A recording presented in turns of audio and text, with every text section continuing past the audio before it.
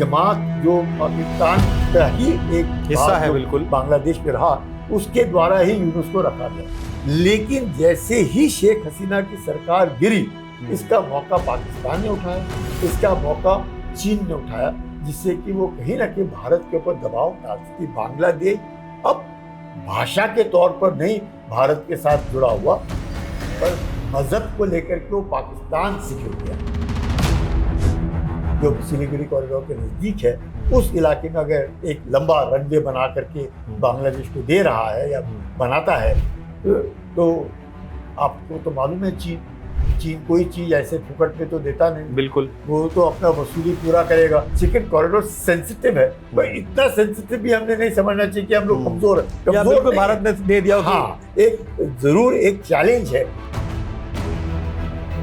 चीन की भूटान के साथ, इसलिए भूटान के साथ चीन संधि बनाने की कोशिश कर रहा है, जिससे कि उसको वो जो एक पहाड़ है जिसके ऊपर से वो चुंबी घाटी के ऊपर हम नजर रख सकते हैं, वो चीन चाहता है। इसलिए डोकलम का हुआ कांड इतना बड़ा।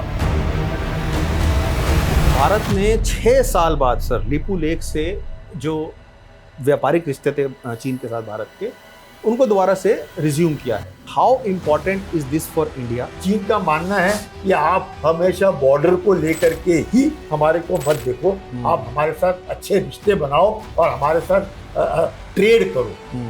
ये एक बहुत खतरे का मतलब बहुत जबरदस्त खतरा हो सकता है। इसमें चीन जो है दोहरी, वो तो हमेशा तो उसका रवैया है। चीन नेपाल को उकसा भी रहा है और भारत के साथ दोस्ती भी बना रहा है कि हम तो तुम्हारे साथ यहाँ से बनाना चाहेंगे, लेकिन अगर आप नेपाल को मना सकते हैं, और नेपाल को वो उकसाता है। जबकि बेटी रोटी का रिश्ता नेपाल के साथ है, उसके बावजूद भी उनका प्रधानमंत्री जिस प्रकार से बोल रहा है, सरकार तो बदली हो गई पर चीन का प्रभाव नेपाल से कम नहीं है। चीन स्ट्रिंग ऑफ पर्ल्स के द्वारा इन देशों को उकसा रहा है कि आप भारत को परेशान करते रहो, भारत को प्रगति मत करने दो और भारत को साउथ एशिया में ही दबोच कर। अगर आप स्ट्रिंग ऑफ पर्ल्स करें तो हमारे पास भी नेकलेस ऑफ डायमंड है। नमस्कार, मेरा नाम है जितेंद्र चौहान और आप देख रहे हैं स्टेट मिरर हिंदी। भारत के तमाम जो पड़ोसी देश हैं, उनके साथ संबंध भारत के कभी अच्छे रहते हैं तो कभी बहुत ज़्यादा खराब हो जाते हैं। 3 देशों से भारत घिरा हुआ है, यहाँ के 4 देशों से घिरा हुआ है। पाकिस्तान है, चीन है, नेपाल है, बांग्लादेश है, और सभी के साथ रिश्तों में आए दिन खटास होती रहती है और मिठास भी आती रहती है। लेकिन हालिया स्थिति जो बनी हुई है वो भारत के लिए चिंता का सबब बनी हुई है, क्योंकि बांग्लादेश एक ऐसा देश बनता जा रहा है जो भारत के लिए एक रोग नेशन की तरह साबित हो रहा है। पिछले 2 सालों में हमने देखा किस तरीके से भारत और बांग्लादेश के संबंध रहे हैं। जो नई सरकार बनी है उसने भी हालांकि कुछ इंडिकेशन जरूर दी हैं कि भारत के साथ रिश्ते सामान्य रहने चाहिए, अच्छे रहने चाहिए। बावजूद इसके बांग्लादेश के जो नए प्रधानमंत्री हैं वो पहली यात्रा पर चीन गए और मलेशिया गए। चीन के साथ उन्होंने कई सारे समझौते किए हैं जो भारत के लिए चिंता का सबब बन रहे हैं। उन समझौतों के क्या मायने हैं? एक तरफ जहां पाकिस्तान बिल्कुल हमारा धुर विरोधी है, तो वहीं नेपाल में भी आए दिन कुछ ऐसी चीज़ें होती रहती हैं जो भारत सरकार के लिए परेशानी का सबब बनती हैं। और साथ ही साथ भारत ने अभी चीन के साथ अपने जो व्यापारिक रिश्ते हैं लिपू लेक दर्रे के साथ, वो दोबारा से ओपन की हैं 6 साल बाद, क्योंकि 6 सालों से भारत और चीन का जो व्यापार था उस रास्ते से बंद था और कई तरह की चीज़ें सामने हमने देखी हैं पिछले कुछ समय में जो रही हैं। इन सब चर्चाओं को लेकर हम बात करेंगे। मेरे साथ बहुत खास मेहमान मौजूद हैं जो पूरी तरीके से भारत चीन, भारत पाकिस्तान, भारत बांग्लादेश, भारत नेपाल संबंधों पर बखूबी चर्चा करते रहते हैं, जानते हैं कि किस तरीके से संबंधों को भारत के लिए स्थापित करना ज़रूरी बन जाता है। बांग्लादेश के साथ अब किस तरह से रहेंगे और जो समझौते हुए हैं भारत के लिए कितना बड़ा चिंता का सबब बनेंगे। मेरे साथ मौजूद हैं lieutenant general Sanjay Kulkarni sir, स्वागत कीजिए उनका। संजय सर, जय हिंद। जय हिंद जितेंद्र। संजय सर, चीन, भारत, चीन, बांग्लादेश, चीन, पाकिस्तान, सभी लोग ये आपस में कनेक्टेड हैं सर, लेकिन भारत के लिए चिंता सर ज़्यादा बढ़ जाती है, क्योंकि हम जिस तरह देखते हैं कि चीन लगातार भारत विरोधी गतिविधियाँ करता रहता है, बांग्लादेश उसमें शामिल हो रहा है, पाकिस्तान तो हमारी दुश्मनी जग जाहिर है कि किस तरीके से हमारे संबंध हैं।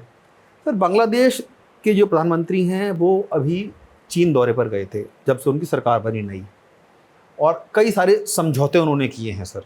तीस्ता रिवर एक का जो मसला है वो बहुत बड़ा है। चीन लगातार हमारे पड़ोसी देशों को पैसे के दम पर खरीदने के एक प्रयास में लगा रहता है। हमने हम्बन टोटा देखा है पाकिस्तान और श्रीलंका में, माफ़ कीजिए, पाकिस्तान का क्या हाल है वो हमने देखा है। नेपाल में किस तरीके से वो गतिविधि करता है वो हमने देखा है। बांग्लादेश सर कहीं बड़ी मुश्किल है हमारे लिए, क्योंकि जो चिकन नेक है वो सर उस पर बांग्लादेश की तरफ से भी नज़रें, जो हमारे कट्टरपंथी ताकतें हैं जो पाकिस्तान के साथ मिलकर बात करती रहती हैं। चीन का बांग्लादेश के करीब आना और बांग्लादेश का चीन के करीब जाना भारत के लिए कितना बड़ा चिंता का सबब है, और जो समझौते हुए हैं सामरिक तौर पर सुरक्षा के लिहाज से भारत के लिए किस तरह देखते हैं आप? बहुत बहुत धन्यवाद जितेंद्र जी। और ये जो मुद्दा आपने उठाया है जी, ये वाकई ऐसा मुद्दा है जो आज की तारीख में तकरीबन अपने साउथ एशिया में, मैं कहूँगा इसमें कोई शक नहीं कि इसको लेकर के चिंताएं प्रकट की जा रही हैं। जितने भी आपने देश के नाम लिए वो सब हमारे पड़ोसी हैं। चीन सबसे बड़ा हमारा पड़ोसी है जी, पर चीन के साथ एक पड़ोसी होने के नाते तो उनके साथ रिश्ते हमारे थोड़े से अलग हैं। बिल्कुल। बाकी जो पड़ोसी हैं तो पड़ोसी भी हैं और एक वक्त हमारे भाई बंधु भी थे। जी बिल्कुल। चाहे वो पाकिस्तान हो, चाहे बांग्लादेश हो, चाहे नेपाल हो, ये सारे के सारे, अफगानिस्तान हो, ये सारे के सारे देश कहीं ना कहीं ब्रिटिश इंडिया के वक्त, उससे पहले कल्चरली हम सब जुड़े हुए थे। आज भी हम जब स्कूल के बच्चे, हम लोग सब स्कूल में जाते थे, काबुली वाला की कहानियाँ सुनने को बिल्कुल मिलती थी। अभी भी वो वहाँ से पिस्ते बादाम खाने के जो होता था। बांग्लादेश, पाकिस्तान तो अपना ही हिस्सा था। तो ये सब को देखते हुए ज़रूर मुझे लगता है अब चीन, क्योंकि हम कहेंगे कि चीन के साथ डायरेक्ट रिश्ते हमारे ना होकर के तिब्बत के साथ रिश्ते होते थे, लेकिन जिस प्रकार से तिब्बत को चीन ने हड़प लिया जी, और उसके बाद अब चीन हमारा पड़ोसी बना। 1950 से हम कह सकते हैं, 1949 में तो पीपल्स लिबरेशन आर्मी आया अक्टूबर में, पर 1950 से शुरुआत ले लिया तो किस प्रकार से उन्होंने तिब्बत को हड़प लिया और उसके बाद हमारी जो बॉर्डर है वो चीन के साथ भी लग गई।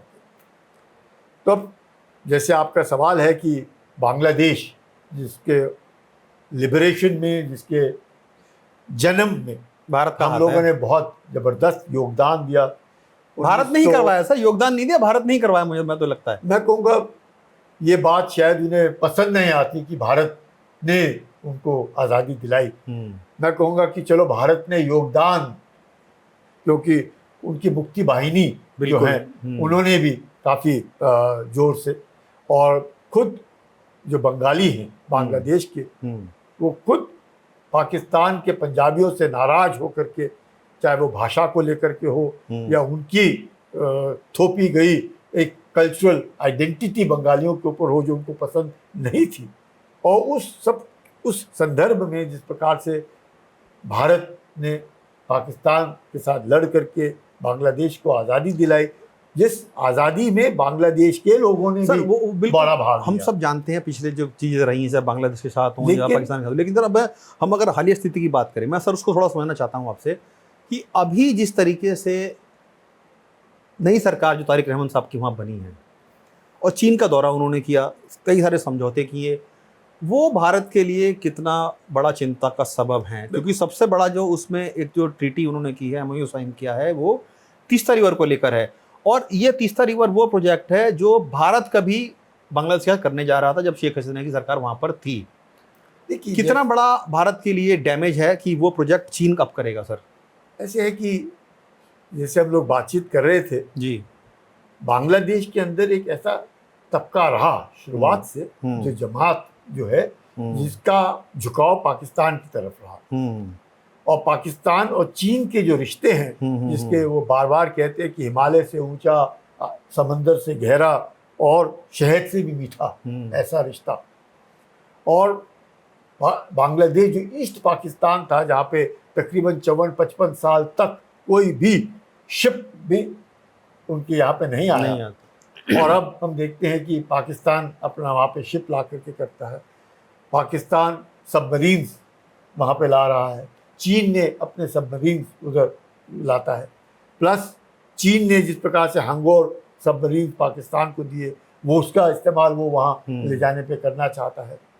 सिलीगुड़ी कॉरिडोर को लेकर के पाकिस्तान ने जिस प्रकार से ISI के द्वारा उधर अपने जनरलों को ला करके बांग्लादेश ने, और खासकर यूनुस जो 15-18 महीने वहाँ रहा, मोहम्मद यूनुस, उस मोहम्मद यूनुस, मैं कहूँगा एक उसको बोलते हैं ना कि fox in a sheep clothing, मतलब एक भेड़िया लेकिन एक लोमड़ी जैसे।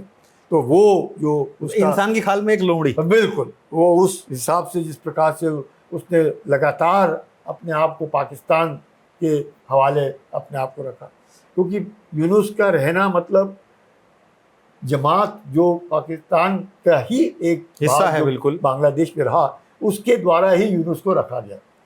ऐसे इसमें चीन का जो था तकरीबन 10 अरब डॉलर का इन्वेस्टमेंट उसका, जिसमें रेलवे लाइन, उसमें सड़कें, उसमें पावर प्लांट में उनका इन्वेस्टमेंट, टेक्सटाइल्स में इन्वेस्टमेंट, फार्मास्यूटिकल्स में इन्वेस्टमेंट। तो चीन ने सोचा कि किसी न किसी प्रकार से बे ऑफ बंगाल में, क्योंकि सेंट मार्टिन आइलैंड को लेकर के जो अनबन बांग्लादेश की अमेरिका के साथ हुई, क्योंकि कॉक्स बाजार से 9 किलोमीटर की दूरी में एक छोटा सा आइलैंड है जिसको सेंट मार्टिन कहते हैं, about 3 से 8 किलोमीटर में, जिसमें तकरीबन 11,000 बांग्लादेशी रहते हैं, जिसके ऊपर आंख थी अमेरिका की। और क्योंकि खाली अपने शेख हसीना ने मना किया उनको देने में, इसलिए जिस प्रकार से शेख हसीना की सरकार वहाँ से हट गई और मोहम्मद यूनुस जो कि अमेरिका का ही पिट्ठू था, उसको लाया गया, नोबेल प्राइज उसको मिला। बिल्कुल बिल्कुल। तो ऐसे हालात में हम देखते हैं कि वो धीरे धीरे करके पाकिस्तान की गोद में जाके बैठा, और पाकिस्तान की ISI और पाकिस्तान की फौज जिस प्रकार से एक जोश से वापस बांग्लादेश में उतरी और अपना दबदबा उसने वहाँ पे कायम किया। और अब जब तारिक रहमान जो अब नए प्रधानमंत्री बने हैं, जो खालिदा जिया जो पुरानी प्रधानमंत्री थी उनके बेटे हैं, और जिनके पिताजी भी उनके बांग्लादेश में राष्ट्रपति रहे हैं, तो ऐसे माहौल में लग रहा था कि शायद रिश्ते दोनों देशों के बीच बेहतर होंगे। लेकिन बेहतर, हाँ मैं कहूँगा कि मोहम्मद यूनुस से जरूर बेहतर, पर शेख हसीना वाले जो समय था, हाँ जो रिश्ते थे वो अभी तक कायम नहीं हो पाए। कारण जैसे आपने बिल्कुल ठीक कहा जितेंद्र जी की, पहले ही दौरे में अमूमन उनके जो प्रधानमंत्री होते हैं वो भारत का दौरा करते हैं, क्योंकि 4096 किलोमीटर की बॉर्डर बांग्लादेश की भारत से लगती है, और तकरीबन 200 किलोमीटर म्यांमार के साथ है। तो ऐसे इसमें जब वो सारी तरफ से भारत से ही घिरा हुआ बांग्लादेश है, तो अमूमन सबको लगता है। लेकिन उन्होंने मलेशिया और चीन का दौरा किया। मलेशिया में तकरीबन 8 लाख बांग्लादेशी वहाँ पे काम करते हैं, और चीन का दौरा करने का मकसद था कि चीन से हवाई जहाज, फाइटर जेट्स उनको मिलेंगे, पाकिस्तान और चीन जो फाइटर जेट्स बना रहा है वो उनको देंगे, सबमरीन को जिस प्रकार से हंगोर सबमरीन पाकिस्तान को चीन दे रहा है वो वहाँ पे डॉक होंगी, जिस प्रकार से चीन सोचता है कि बे ऑफ बंगाल में एक अपना चित्तगोंग को लेकर के अपना एक वहाँ पे क्या हम कहेंगे कि अपना पाँव जमाना चाहता है। क्यों? क्योंकि मलाक्का डिलेमा जो है वो चीन को खाता है बिल्कुल। और वो मलाक्का डिलेमा को लेकर के, और जिस प्रकार से भारत ने ग्रेट निकोबार आइलैंड में अपना एक बहुत बड़ा 80,000 करोड़ का एक नया सेटअप वहाँ पे कर रहे हैं, जिसमें हांगकांग के माफिक बनने का जो हम लोगों का सपना है उस ग्रेट निकोबार को बनाने का, जिसमें ऑपोजिशन पार्टीज कई बार एनवायरनमेंट को लेकर हल्ला करती हैं।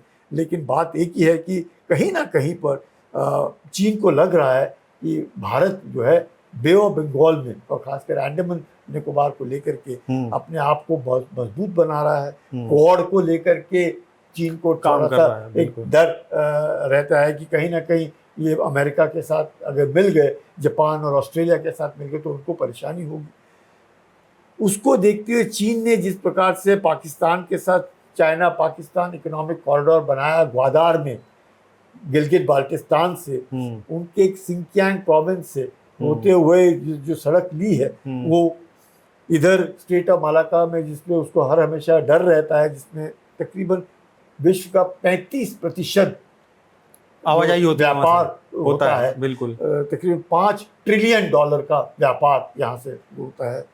स्ट्रेट ऑफ हॉर्मुज से 20% विश्व का तेल का व्यापार होता है, जहाँ से 80% तेल ईरान से चीन उठाता है। वहाँ पर परेशानी हो रही है क्योंकि ग्वादार को लेकर के जब से ग्वादार बना है वहाँ पे अधिक से अधिक एक साल में 17 शिप्स आती हैं। 60 अरब डॉलर का इन्वेस्टमेंट चीन ने किया चाइना पाकिस्तान इकोनॉमिक कॉरिडोर को लेकर के, वो भी बेल्ट एंड रोड इनिशिएटिव के मद्देनजर। और पाकिस्तान ये बात सही आप जो कह रहे हैं कि चीन ने पाकिस्तान में सर बहुत इन्वेस्टमेंट किया, फायदा शायद उतना उसको नहीं मिला है, नहीं हुआ। शायद यही कारण है कि अब जो चीन की नजरें हैं वो बांग्लादेश पर आके टिकी हैं, क्योंकि अब तक जो भारत के रिश्ते थे बांग्लादेश के साथ बहुत बेहतर थे जब तक शेख हसीना की सरकार थी वहाँ पर। क्या आपको लगता है कि सर चीन इस मौके की तलाश में था कि अगर वहाँ सत्ता परिवर्तन होता है या हम करवा देते हैं तो शायद हम अपने तरीके से वहाँ पर कुछ काम कर सकें, और ये उसी का एक नतीजा है कि जो नई सरकार है वो जाकर उनकी गोदी में बैठ गई है और तमाम तरह के समझौते किए हैं। भारत के लिए कितना बड़ा चैलेंज अब क्रिएट होने वाला है, खालिश तौर पर बांग्लादेश की अगर हम बात करें तो जबरदस्त चैलेंज। आप देखिए शुरुआत में शेख हसीना भी वहां से एक दिन पहले लौट के आई थी, बिल्कुल का दौरा करी थी, एक दिन पहले लौट के आई। उसके बाद यूनुस आया, यूनुस चाहे पाकिस्तान अमेरिका का पिट्ठू रहा या उनके गोद में बैठा रहा, जैसे भी रहा, लेकिन चीन ये सब देख रहा था। चीन का निवेश जो है बांग्लादेश में बहुत ज्यादा है, बिल्कुल, लेकिन बांग्लादेश को 16% बिजली भारत देता है, पानी भी भारत देता है, पानी पेट्रोल भी पेट्रोल डीजल सब देता है भारत, चावल गेहूं जितना भी आपको घिरा हुआ है। इस सब को देखते हुए तीस्ता को लेकर के एक 2026 में उसका खत्म होकर के हम लोगों का नया जो होना था ट्रीटी बननी थी, नहीं बिल्कुल ट्रीटी थी, गंगा ट्रीटी के बाद वो हम लोग काफ़ी हद तक मैं कहूँगा कि भारत सरकार ने शेख हसीना के साथ मिलकर के जो भी अनबन थी बांग्लादेश और भारत के बीच में, पॉकेट्स थे थोड़े थोड़े इधर दोनों तरफ, उनको सुलझाने की कोशिश की। लेकिन जैसे ही शेख हसीना की सरकार गिरी, इसका मौका पाकिस्तान ने उठाया, इसका मौका चीन ने उठाया, जिससे कि वो कहीं ना कहीं भारत के ऊपर दबाव डाल सके। चीन का भारत के ऊपर दबाव सिर्फ बांग्लादेश ही नहीं, लेकिन नॉर्थ ईस्ट में इंसर्जेंसी को लेकर के जिस प्रकार से पुराने में चीन जो है लगातार इस तरीके से आतंक को म्यांमार के द्वारा जो सपोर्ट देता था, वो हम लोगों को देखने को मिल रहा है कि कहीं ना कहीं चीन दोबारा उस तरीके की कार्रवाई ना करे। म्यांमार के द्वारा भी हम देख रहे हैं कि भारत ने, क्योंकि भारत ने बांग्लादेश को नॉर्थ ईस्ट से अपना एक सिलीगुड़ी कॉरिडोर है, छोटा सा एक बना हुआ, जिसके द्वारा हम सारे 7 सिस्टर्स के साथ कनेक्टेड है। उससे हट करके हमने कालादान मल्टी मॉडल प्रोजेक्ट बनाया, जिससे कि हम कलकत्ता से सीधा सितवे म्यांमार और सितवे से सीधे पलेतवा, पलेतवा से सीधा ऐज़ोल और ऐज़ोल जाकर के फिर हम पूरे नॉर्थ ईस्ट में हम लोग मतलब अगर सिलीगुड़ी कॉरिडोर अगर कहीं ना कहीं परेशानी होती है तो अपना इस तरीके से सेकंड ऑप्शन बन जाएगा। तो हमारा कालादान मल्टी मॉडल प्रोजेक्ट, लेकिन म्यांमार के अंदर भी उथल पुथल बहुत ज्यादा हो रही है। ये जो प्रोजेक्ट है इसमें भी कहीं ना कहीं रुकावट आ रही है। पर सिलीगुड़ी कॉरिडोर को लेकर के जिस प्रकार से भारत ने यकीनन, चीन जिस प्रकार से डोकलम को लेकर के लग रहा था कि कहीं चीन का प्रभाव सिलीगुड़ी कॉरिडोर पर ना हो, एक तरफ नेपाल जिसके साथ भारत के रिश्ते मैं कहूँगा कभी खुशी कभी गम, और यहाँ बांग्लादेश के साथ भी कभी खुशी कभी गम, और ये दोनों के बीच में से सिलीगुड़ी कॉरिडोर गुजर रहा है। लेकिन भारत ने भी सिलीगुड़ी कॉरिडोर को लेकर के जिस प्रकार से नई सरकार शुभेंदु अधिकारी की बंगाल में आई है, और जिस प्रकार से उन्होंने तुरंत भारत में वहाँ पे कैंट बनाने के लिए जमीन दे दी है, बॉर्डर फेंसिंग के लिए उन्होंने तुरंत इजाज़त दी है। बिल्कुल। तो कहीं ना कहीं अब बांग्लादेश को भी लग रहा है कि जो भारत के अंदर पुरानी सरकार बंगाल में थी, जिसका मुझे लगता है झुकाव बांग्लादेश की तरफ एक अलग तरह का झुकाव, मतलब दिखाना तो ममता बनर्जी दिखाती थी कि तीस्ता को लेकर के, गंगा को लेकर के हम तो बांग्लादेश के साथ लड़ते रहेंगे, लेकिन अंदर खाने अंदर ही नहीं, वो जो एक तरीके से इलीगल इमिग्रेशन को लेकर के, और जिस प्रकार से बंगाल के अंदर 30 से 35% लोग धीरे धीरे करके मजहब में जो एक बदलाव आ रहा था अपने बंगाल में, तो ये सब को देखते हुए मुझे लगता है शुभेंदु अधिकारी जब सरकार आई है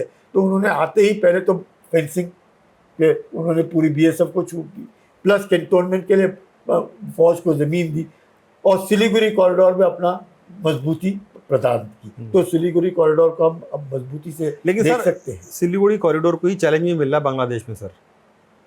सिलीगुड़ी कॉरिडोर को देखते हुए बांग्लादेश से भी हमें एक चैलेंज मिल रहा है, लालमुरी हाट, जो बांग्लादेश अब उस एयरपोर्ट को डेवलप कर रहा है, जो हवाई पट्टी है उसको डेवलप कर रहा है। क्या ये चीन की एक रणनीति है कि हम उनको वहाँ पर डेवलप करके देते हैं, ताकि अब चूँकि चिकन के बेहद नज़दीक माना जाता है सर वो जो हवाई पट्टी है, जो हवाई एयरपोर्ट बनना है बांग्लादेश में, लालमुरीन हाट जिसकी मैं बात कर रहा हूँ, चीन की नज़रें उस पर सड़ा गई हैं। अब कितना भारत के लिए ये बड़ा एक चिंता का विषय बन गया है ये कि लालमुरीन हाट पे अगर चीन वहाँ पर आता है, चीन को मदद करता है वो बनाने में। हालांकि बांग्लादेश की तरफ से ये कहा जा रहा है कि हम सिर्फ एक हवाई अपना पट्टी बना रहे हैं, लेकिन चूंकि भरोसा नहीं कर सकते सर, क्या चीन उसमें इन्वॉल्व हो सकता है या वो पीछे के रास्ते से बैकडोर से कुछ चीज़ें वहाँ पे डेवलप कर रहा है अपनी भारत को एक चोट पहुँचाने के लिए? और भारत के लिए कितना बड़ा चिंता का विषय सर वो हवाई पट्टी लालमुरीन हाट। दो चीज़ें जो आपने उठाई जितेंद्र, बहुत अहम मुद्दे। एक तो आसिम मुनीर ने जिस प्रकार से कहा है कि हम अब भारत को अपना ईस्ट से घेरेंगे, ईस्ट से घेरेंगे, उन्होंने कहा नंबर एक। ये मुनीर साहब ने, आसिम मुनीर ने, कि अब सिर्फ हम वेस्ट से ही नहीं भारत के साथ लड़ेंगे, हम ईस्ट से भी लड़ेंगे, क्योंकि उनको लगा कि बांग्लादेश में अब उनका पाँव जम गया है। ये सर ख्याली पुलाव है, वाकई में कुछ तथ्य है सर, इसमें कुछ सच्चाई भी है? होगा, क्योंकि अगर बांग्लादेश को अगर ये लगता है कि मजहबी तौर पर वो दोबारा ईस्ट पाकिस्तान बनना चाहता है, कुछ तो सेंटर्स को वो बांग्लादेश की अपनी फिक्रत है, अपनी सोच है, वो जो बनना चाहे, जो कट्टरपंथी ताकतें उनके साथ मिली हुई हैं, जो बनना चाहे बन सकता है। चीन ने बांग्लादेश के अंदर क्या करना है वो तो चीन की अपनी सोच है और बांग्लादेश की अपनी सोच है, अगर वो करना चाहता है कोई दिक्कत नहीं। लेकिन चीन को एक खतरा रहता है कि भारत जब अपने हवाई जहाज उड़ाता है तो लो एल्टीट्यूड से हाई ऑल्टीट्यूड जाता है, मतलब बम जो है जो भी है वो पूरा वो एडवांटेज पेलोड लेकर के जाता है और तिब्बत के ऊपर वो हावी हो सकता है। चीन जो है क्योंकि तिब्बत के ऊपर है और ऑलरेडी 14,000 के ऊपर है, तो अपने हवाई जहाजों में वो उतना पेलोड नहीं ले सकता है, क्योंकि शुरुआत में ही वो भारी हो जाता है शायद, इसीलिए तो उसको लगता है कि अगर मैं बांग्लादेश में आ जाऊं तो भारत के जो बेसिस हैं अपना ये क्या पूरब में, तो उसके ऊपर कम से कम थोड़ी सी रोक लग जाएगी। मतलब भारत को जितना फ्रीडम है कि पूरब से ऑपरेट करने का, वो भारत को नहीं मिलेगा।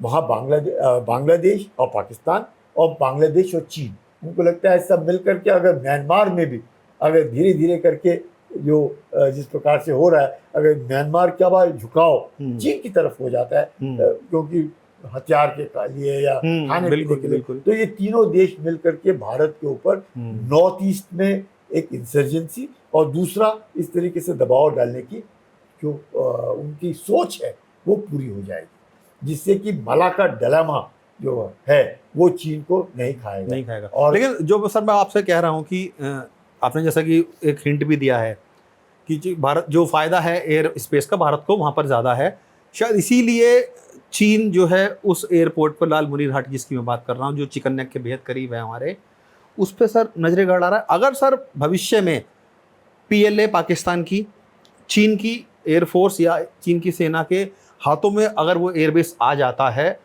तो क्या वाकई में भारत उस नॉर्थ ईस्ट में जो अभी सुप्रीमेसी है भारत की एयर पावर में, चैलेंज मिल जाएगा या खतरा हो जाएगा? थोड़ा बहुत तो उसके ऊपर अंकुश होगा ना, थोड़ा बहुत तो जरूर, इसमें कोई नहीं। अगर चीन बांग्लादेश की अपने इलाके में जो सिलीगुड़ी कॉरिडोर के नज़दीक है उस इलाके में अगर एक लंबा रनवे बना करके बांग्लादेश को दे रहा है या बनाता है तो आपको तो मालूम है चीन कोई चीज़ ऐसे फुकट में तो देता नहीं। बिल्कुल, वो तो अपना वसूली पूरा करेगा। बांग्लादेश में इतनी हिम्मत है नहीं कि वो वापस कर सके।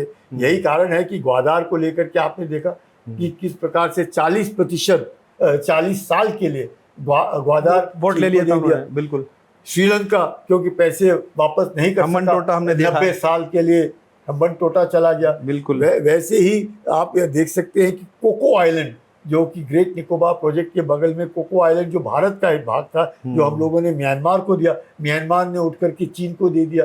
यानी कि चीन के भी आंख और कान अब कोको आइलैंड में है। और जिस प्रकार से लगातार चीन उस इलाके में चाहे वो बाकी देशों के साथ हो वो मिल करके काम कर रहा है, तो इस पर कोई शक नहीं कि जो डिसएडवांटेज चीन को था, अगर बांग्लादेश भारत के साथ खड़ा दिखता और होता तो वो डिसएडवांटेज अब नहीं रहा। पाकिस्तान तो पूरी तरीके से उसने ईस्ट पाकिस्तान समझ करके घुसी गया। मुनीर तो ISI ने उसको पूरा छूट दे करके उधर ही बैठ गया।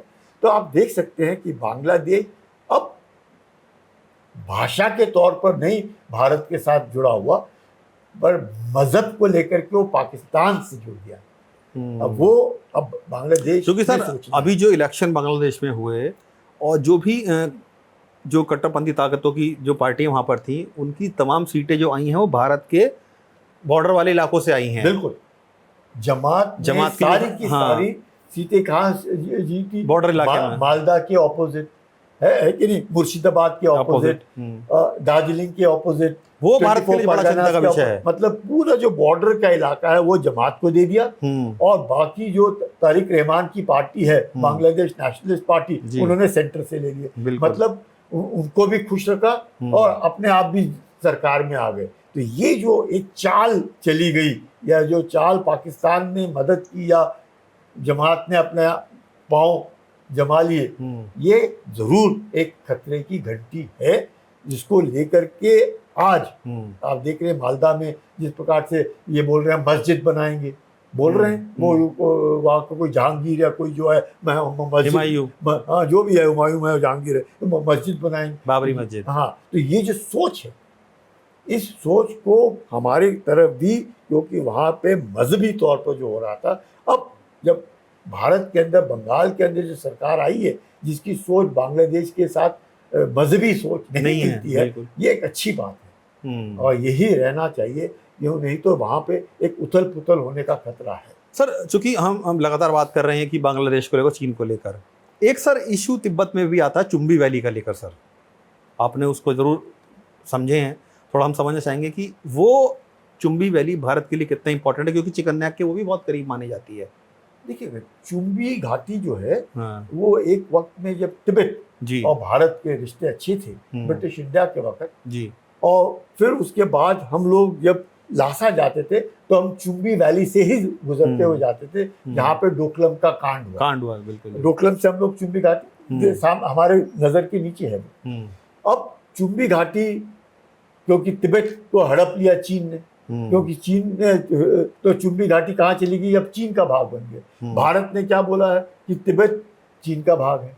तो अगर भारत ने इस तरह का जो भी जिस वक्त भी 1950 में जब पंचशील जब हमने किया और हमने इस बात का ऐलान कर दिया कि तिब्बत चीन का भाग है, तो चुम्बी घाटी जो तिब्बत का भाग था वो तो चीन का भाग है। बिल्कुल, तो शायद ये टू वे सर दिक्कत हो जाएगी भारत के लिए अगर चुम्बी घाटी अगर हो जाती है तैयार, चीन के कब्जे में आ जाती है, वहां बनाती है, और दूसरा लाल मुनीर हाट अगर बांग्लादेश की तरफ से वहां चला जाता है तो दो तरफ से और बीच में चिकन नेक सर, तब ज्यादा बड़ी परेशानी हो जाएगी। भारत भी इतना कमजोर तो है नहीं, कमजोर नहीं है सर, लेकिन चैलेंजेस मिल जाएंगे। नीचे है और दोनों जो पहाड़ियां हैं जिसकी नजर चीन की भूटान के साथ, इसलिए भूटान के साथ चीन संधि बनाने की कोशिश कर रहा है जिससे कि उसको वो जो एक पहाड़ है जिसके ऊपर से वो चुम्बी घाटी के ऊपर हम नजर रख सकते हैं, वो चीन चाहता है।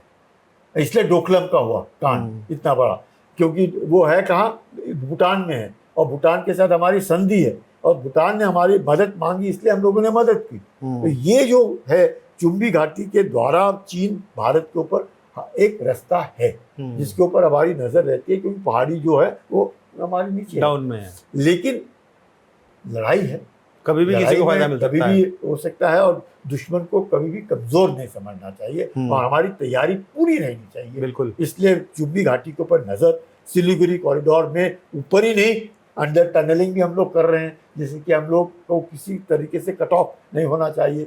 सुनने में आ रहा था बीच में कि जो अपना जो जंगल है बांग्लादेश में और भारत के बीच में जो है, उसमें भी पाकिस्तान ने काफ़ी मदद की बांग्लादेश की अंडरग्राउंड करने के लिए। तो ये जो बातें हम लोग सुनने में आती रहती है, तो भारत की नज़र है। सर, चिकन नेक कॉरिडोर बहुत इंपॉर्टेंट है भारत के लिए, सब जानते हैं, और इसीलिए शायद उसको चिकन नेक बोला भी जाता है, क्योंकि बहुत छोटा सा एक हिस्सा है और उसके आगे भारत के 7 स्टेट आते हैं। अभी की अगर स्थिति की बात करूं तो भारत ने उस पर्टिकुलर एरिया को, उस पर्टिकुलर पार्ट को जिसको हम चिकन नेक बोलते हैं, किस तरीके से सुरक्षित किया हुआ है और भारत क्या क्या वहाँ पे रणनीति बना रहा है भविष्य के लिए, सब जानते हैं कि बहुत इंपॉर्टेंस है उसकी। देखो, उस चिकन कॉरिडोर से अपनी रेलवे लाइन जा रही है, अपने हाईवे जा रहे हैं, तो ये तो है नहीं अब टनल करेंगे तो उसमें से भी रेलवे लाइन जाएगी, उसमें से भी अपने जाएंगे, प्लस पूरा चिकन कॉरिडोर जो है फेंस होगा, क्योंकि जिस प्रकार से ज़मीन हम लोग हमारे, तो ऐसे नहीं है कि चिकन कॉरिडोर में बिल्कुल ही नाजुक स्थिति है, लेकिन हाँ 200 किलोमीटर लंबा, तकरीबन 60 किलोमीटर ये जो एक थोड़ा सा तंग इलाका, जिससे कि हम पूरा का पूरा नॉर्थ ईस्ट के जो इतने स्टेट्स हैं उनको हम सपोर्ट करने की कोशिश करते हैं लॉजिस्टिकली। तो उस चीज़ को मद्देनजर रखते हुए चिकन कॉरिडोर सेंसिटिव है, पर इतना सेंसिटिव भी हमने नहीं समझना चाहिए कि हम लोग कमजोर है। कमजोर भारत ने दे दिया। हाँ, एक जरूर एक चैलेंज है, उस चैलेंज को हम लोग उसको इग्नोर नहीं कर सकते और अपने आप को ताकत, आंख और कान हमारे उस इलाके में रहने चाहिए और स्ट्रेंथ रहनी चाहिए कि किसी वक्त भी बांग्लादेश ने बिल्कुल ही पाकिस्तान को और चीन को मतलब बिल्कुल ऑन प्लेटर ना दे दे हमारे ऊपर कुछ गड़बड़ करने। सर, क्योंकि आप सैन्य कमांडर रहे हैं सर और लंबा समय आपने दिया है, मैं आपसे क्या समझना चाहता हूँ कि भारत की जो मल्टी लेयर सिक्योरिटी सिस्टम वहाँ पे भारत ने क्रिएट किया है, क्या वो इनफ है उस एरिया को सिक्योर करने के लिए, जिस तरीके से भारत ने वहाँ पर अपनी ताकत को बढ़ाया है और जो फ्यूचर प्लानिंग भारत की है, एक सैन्य अधिकारी के तौर पर आप किस तरह देखते हैं? देखिए, कभी भी कोई भी सिस्टम 100% नहीं हो सकता। हाँ, उसमें सुधार हमेशा लाना पड़ता है। पहली लड़ाई अलग थी, अब एसिमेट्रिक वॉरफेयर है, हाइब्रिड वॉरफेयर है, आप ड्रोन्स हैं, आप हवाई जहाज हैं, हेलीकॉप्टर्स हैं, सैटेलाइट्स हैं, साइबर है, दुनिया भर की चीज़ें हैं। प्लस आप समझ सकते हैं कि उसी तरह की भाषा बोलने वाले लोग इधर भी हैं और उधर भी हैं, मतलब आंख और कान दोनों तरफ से। तो हम लोगों ने अपनी रणनीति बदलते रहना है, यकीनन नजर रखनी, अभी की स्थिति की बात करूं तो कैसी है सर? रखते हैं और अपनी तैयारी पूरी होनी चाहिए। अभी की स्थिति कैसी नजर आती है? मजबूत है, पूरी मजबूत, बिल्कुल, कोई फिक्र नहीं। सर, थोड़ा सा चीन पे आते हैं, चीन भारत के संबंधों पे बात करते हैं हम। भारत ने 6 साल बाद सर लिपू लेक से जो व्यापारिक रिश्ते थे चीन के साथ भारत के, उनको दोबारा से रिज्यूम किया है। How important is this for India?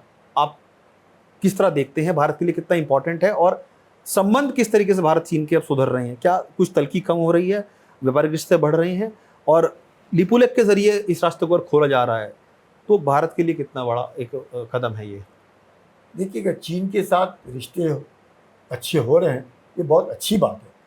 चीन पड़ोसी है और पड़ोसी को तो हम, लेकिन जो आपने बात की थी कभी खुशी कभी गम, वो चलता रहता है यहाँ पर, कभी खुशी कभी गम। हाँ। लेकिन चीन के साथ ट्रस्ट बट वेरीफाई। लेकिन इसमें एक लाइन जोड़ देते सर, साथ ना आएंगे हम। हाँ, कभी चीन ने अपने व्यवहारिक तौर पर भारत का दिल नहीं जीता है, भारत को पीठ पीछे छुरा घोंपने की कोशिश की, हमेशा की है। ये बात हमने याद रखनी चाहिए और उसको मद्देनजर हमने चीन के साथ अपने संबंध बढ़ाने चाहिए।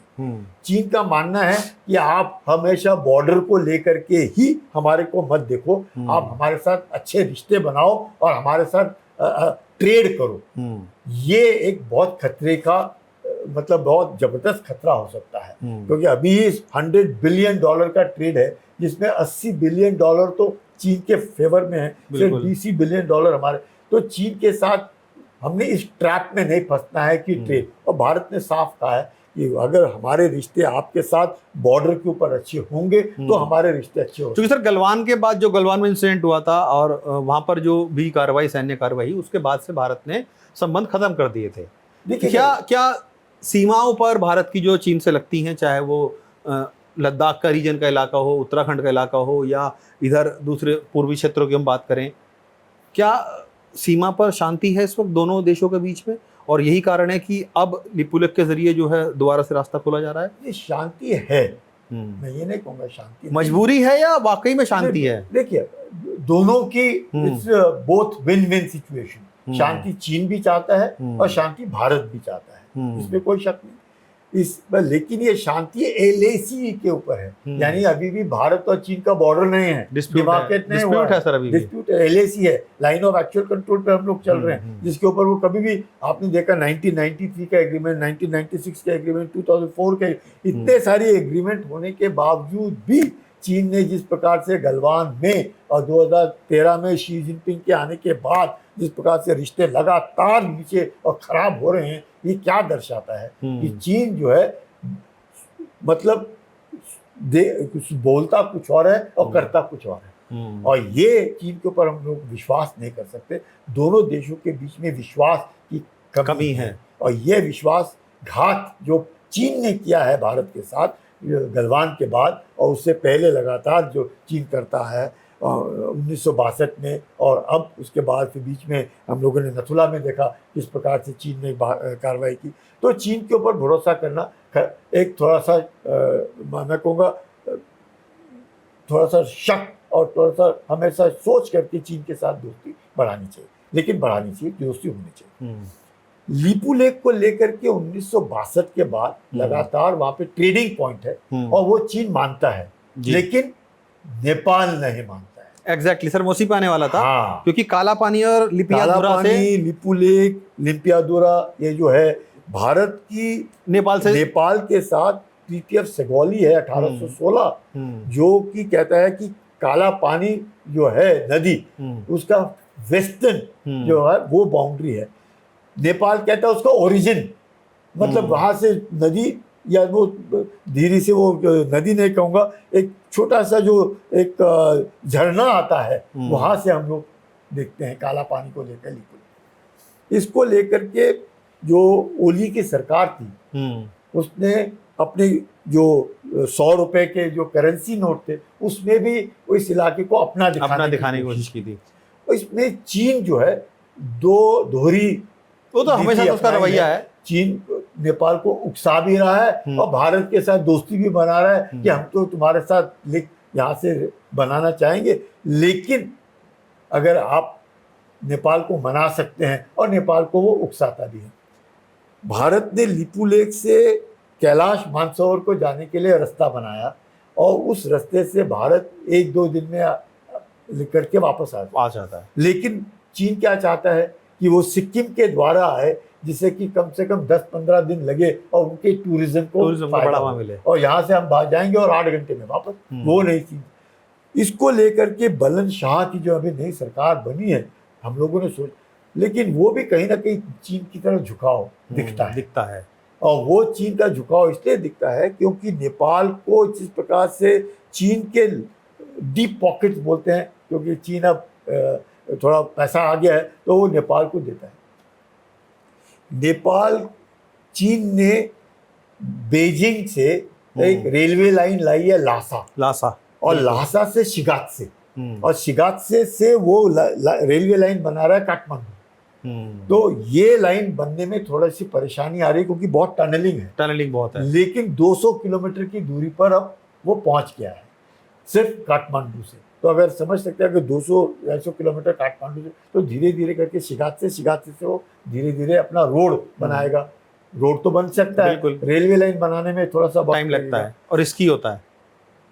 राजीव गांधी जब प्रधानमंत्री थे तब जो हम लोगों ने एक तरीके से उनका खाना पानी बंद किया, क्योंकि जो तेल जा रहा था जिसका फायदा नेपाल उठाने की कोशिश कर रहा था, और उसके बाद नेपाल ने सोचा कि अगर भारत इस तरीके से करता है तो हम चीन के साथ चल देंगे और चीन से उसको व्यापार हो सकता है। रेलवे लाइन 200 किलोमीटर की दूरी पे आ गई है और अब रोड बनेगा तो हम जीतेगा। मतलब भारत को भी नाराज नहीं करता और नेपाल को भी गुस्साता रहता है वो पीछे से। भारत को नाराज करने को तैयार है, जबकि अच्छा। बेटी रोटी का रिश्ता नेपाल के साथ है। उसके बावजूद भी उनका प्रधानमंत्री जिस प्रकार से बोल रहा है, जबकि वो भारत में पढ़ा लिखा है, उसके बावजूद ये दर्शाता है कि सरकार तो बदली हो गई पर चीन का प्रभाव नेपाल से कम नहीं हुआ। लेकिन सर, जिस तरीके से मैं एक चीज़ आपसे समझना चाहूँगा भारत चीन के संबंधों को लेकर ही, हम दो दोराहे पर खड़े हैं इस टाइम। एक तरफ चीन भी रिश्ते सुधारने की बात करता है, भारत भी लगातार कहता है कि बात होनी चाहिए। भारत ने हमेशा चीन के साथ गाहे बगाहे बात की भी है। लेकिन सर, दूसरी तरफ हम देखें तो चाहे वो बांग्लादेश की तरफ से हो या नेपाल की तरफ से हो या चीन की पाकिस्तान की तरफ से हो, चीन वहाँ से भारत को वो भी करता रहता है, परेशान भी करता रहता है। ये सर दोहरी डबल स्टैंडर्ड चीन के, क्या ऐसी चलते रहेंगी चीज़ें या इसके पीछे क्योंकि मंशा है सर उसकी? नहीं, चीन का मकसद है जो विस्तारवादी नीति उसकी लगातार हम देखते हैं। आपने बहुत उम्दा सवाल पूछा। चीन की मंशा है और वो एक संजू का प्रिंसिपल है, the supreme art of war is to subdue the enemy without a fight. वो यही कर रहा है, चीन कर रहा है। चीन स्ट्रिंग ऑफ पर्ल्स के द्वारा इन देशों को उकसा रहा है कि आप भारत को परेशान करते रहो, भारत को प्रगति मत करने दो, भारत को चीन के साथ टक्कर, प्रगति के तौर इकोनॉमिक्स उसमें टक्कर नहीं लेना चाहिए। भारत एक पुरानी सभ्यता है और भारत टक्कर दे सकता है और भारत को साउथ एशिया में ही दबोच के रखो उसको। और जिसमें पाकिस्तान जिस प्रकार से उसकी उनको मालूम है कि पाकिस्तान और भारत दो ऐसे देश हैं जो कभी भी वो क्या चूहे बिल्ली वाले इनके रिश्ते हैं जो कभी भी सुधरेंगे नहीं, कभी पाकिस्तान सुधारने देगा नहीं। पाकिस्तान ने आतंक का सहारा ले लिया है और पाकिस्तान आतंक के द्वारा भारत को दबोच के रखे है। अब उसमें बांग्लादेश को भी उसने लपेट लिया है और उसने जब देखा कि नेपाल जैसे देश है, श्रीलंका जैसे देश, इनको भी उकसाते रहो, मालदीव जैसे इनको भी उकसाते रहो, जिससे कि वो भारत के ऊपर वो, क्योंकि भारत और इन देशों का रंग ये है। या फिर ये भी कहेंगे भारत, और वो सोचते हैं कि भारतीयों को ये लोग अपना भारत से हमेशा मांगते, जल्दी इन्फ्लुएंस भी कर सकते हैं। उनको लगता है कि भारत उनको देता रहे, लेकिन चीन से वो मांगते हैं, चीन देता है लेकिन बदले में लेता है। अपनी जो संप्रभुता है वो भी खोता है। भारत के साथ अपनी संप्रभुता नहीं खोता। क्या भारत की मजबूरी बन जाती है लगातार चीन के सामने कि हमें आपके सामने थोड़ा सा डाउन रहकर ही काम चलाना है अपना? क्योंकि जिस तरीके से हम 6 साल हमने बंद रखा सर व्यापार अपना, वहाँ से दोबारा से शुरुआत हो रही है। क्या ये वाकई में लॉन्ग टर्म पार्टनरशिप होगी या फिर वही शॉर्ट टर्म पार्टनरशिप बन के रह जाएगी दोबारा से कि सिर्फ चीज़ों को दुरुस्त करने के लिए हम इस तरह के काम करते रहें और भारत कहीं ना कहीं नैरो होकर आगे बढ़े? भारत में जैसे मैं और आप बात कर रहे हैं, इस तरह की बातचीत आप पाकिस्तान में भी नहीं कर सकते, तो चीन में तो बिल्कुल भी नहीं कर सकते, है ना। खुलकर हम जिस प्रकार से अपने सरकार की आलोचना करते हैं, सर कई बार हम सरकार को गाली गलौज दे देते हैं और आप देखते हैं कि भारत के अंदर किस प्रकार से जो जिस भाषा का प्रयोग करते हैं, शायद अगर वो पाकिस्तान में या चीन में करे तो वो तो जेल में के पीछे ही देखा जाएगा आदमी। तो इस तरह का जो एक लोकतंत्र होने के नाते जो छूट भारत के अंदर है वो चीन में नहीं है। हाँ, वो छूट भारत को आर्थिक गति प्रदान नहीं करती है। आप देख रहे हैं कि ग्रेट निकोबार का प्रोजेक्ट अगर हम बना रहे हैं तो उसको लेकर के, एनवायरनमेंट को लेकर के ऑपोजिशन पार्टी मतलब खींच रही है, वो चीन में नहीं होता है। मतलब चीन एक कम्युनिस्ट देश है, बिल्कुल। जो शी जिनपिंग कहेगा वो होगा, जो शी जिनपिंग कहेगा वही करेंगे। पाकिस्तान में जो फौज कहेगी वही होगा। क्या भारत के अंदर प्रधानमंत्री बोलते रहे आत्मनिर्भरता आत्मनिर्भरता, आप सब एक दूसरे से बात करो, सबका साथ, सबका विश्वास, सबका प्रयास, हम बोलते रहते हैं, प्रधानमंत्री बोलते रहते हैं, हम लोग उल्टा ही करते हैं। आप जो बात कह रहे हैं सर, शी जिनपिंग जो बोलेगा पाकिस्तान में वो होगा, शी जिनपिंग जो बोलेगा बांग्लादेश में होगा, शी जिनपिंग जो बोलेगा नेपाल में होगा, क्या शी जिनपिंग जो बोलेगा भारत भी वही करेगा? वो नहीं करेगा, आप कर नहीं सकते, क्योंकि भारत के अंदर हर 5 साल में इलेक्शन होने हैं। तो उस इलेक्शन में जीतना है तो आपने भारतीयों का दिल जीतना है, और भारतीयों का दिल आप तब जीत सकते हैं जब उनको अपने अस्तित्व के ऊपर मतलब अच्छा लगता है। जनरल साहब, मैं आपसे ये चीज़ इसलिए पूछ रहा हूँ क्योंकि संबंधों को लेकर हम चर्चा कर रहे हैं। जैसा कि मैंने पूछा, जो शी जिनपिंग कहेंगे जैसे बांग्लादेश बाकी देश करते हैं, क्या भारत की मजबूरी बन जाती है वो करना कि नहीं, दबाव में, क्योंकि लगातार वो चारों तरफ से हमें स्ट्रिंग ऑफ पर्ल्स के जरिए घेर रहा है। क्या भारत की मजबूरी बन जाती है ऐसे में कि जो शी जिनपिंग चाह रहे हैं हमें भी वो करना पड़ता है, या भारत एक तटस्थ भूमिका निभाता है, स्टैंड ले लेता है कि नहीं हम ये नहीं करेंगे, आप चाहे कुछ भी हो, जैसे पाकिस्तान के साथ हमने अपनाई है? आप मुझे बताइए जितेंद्र जी, अमेरिका और ईरान के बीच में जबरदस्त युद्ध हुआ, अभी भी जारी है, चाहे मेमोरेंडम ऑफ अंडरस्टैंडिंग चल रहा है, अभी तक सीज़फायर पर दस्तखत नहीं हुए। जिस प्रकार से स्ट्रेट ऑफ हॉर्मुज को वेपनाइज किया गया, भारत में गैस तेल, पूरे विश्व भर में गैस तेल फर्टिलाइजर्स को लेकर किल्लत हुई, जबरदस्त परेशानी हुई। भारत के अंदर इतनी आबादी 1.4 बिलियन से भी अधिक लोग, हमने देखा कि कीमतें आखिर में जब सरकार ने संभाल के रखा, बहुत जबरदस्त संभाला। बनिस्बत हम कहें सरकार को मुबारकबाद दें कि आपने वाकई बहुत अच्छा काम किया, इतना सब कुछ परेशान होने के बावजूद भी तेल और गैस, थोड़ी बहुत परेशानी इतनी नहीं हुई जितनी पाकिस्तान में हुई, बांग्लादेश में हुई, म्यांमार में हुई, बाकी अमेरिका में जहाँ पे $3 प्रति गैलन तेल था, वहाँ $5.5 मैं समझना चाहता हूँ आपका संदर्भ, जो मैंने सवाल किया आपकी, क्या उससे संदर्भ है इस चीज का, किस तरीके से आप इसको सर कनेक्ट कर रहे हैं? वही मैं कह रहा हूँ, आप देख रहे हैं कि भारत के अंदर कोई भी सरकार को मुबारकबाद देने के लिए तैयार नहीं है, लेकिन जैसे ही स्ट्रेट ऑफ हॉर्मुज खुला और $75 प्रति बैरल का तेल की दाम का पता चला, भारतीय तो बोलने लग गया, अरे तेल के दाम कम, हमारे तो घटे ही नहीं। ऐसे नहीं होता है। अभी जो रिजर्व से तेल गया है उस रिजर्व को भरना है। जिस रिजर्व में तेल आया हम लोग $120 से हम तेल उठा रहे थे, वही तो तेल आप खरीदेंगे। बिल्कुल। तो इसका प्रभाव 6-7 महीने के बाद दिखेगा, पर ना हमारे लोकतंत्र होने के नाते हर कोई कहेगा, अरे देख लिया सरकार ने तेल की दाम घट दिया पर अपने नहीं घटा रहे। लोकतंत्र होने के फायदे भी हैं, नुकसान भी हैं। नुकसान भी है। तो ये जो बातें हम लोग भारत में करते हैं, इसका फायदा, और इससे क्या हो जाता है, आत्मनिर्भर और अपने आर्थिक व्यवस्था को अच्छा करने में वक्त लगता है। क्या सर भारत के पास ऐसे कुछ पॉइंट्स हैं, इस तरीके से ईरान ने सर हॉर्मुज के रास्ते सबको, अमेरिका को बिल्कुल घुटने में ला दिया, भविष्य में कभी चीन के साथ या किसी अन्य देश के साथ भारत के युद्ध हो जाते हैं, तो क्या भारत के पास भी ऐसे कुछ पॉइंट्स हैं, जैसे हॉर्मुज ईरान के पास था सर, उसने वहाँ पे बिल्कुल अड़ंगा लगा दिया कि नहीं खोलूँगा तो नहीं खोलूँगा। क्या भारत के पास भी कुछ ऐसे ऑप्शंस हैं भविष्य में, अगर चीन के साथ भारत का कोई युद्ध होता है, भारत अड़ जाएगा और चीन को घुटने पे टेकना पड़ेगा? कुछ ऐसे ऑप्शन नजर आते हैं आपको?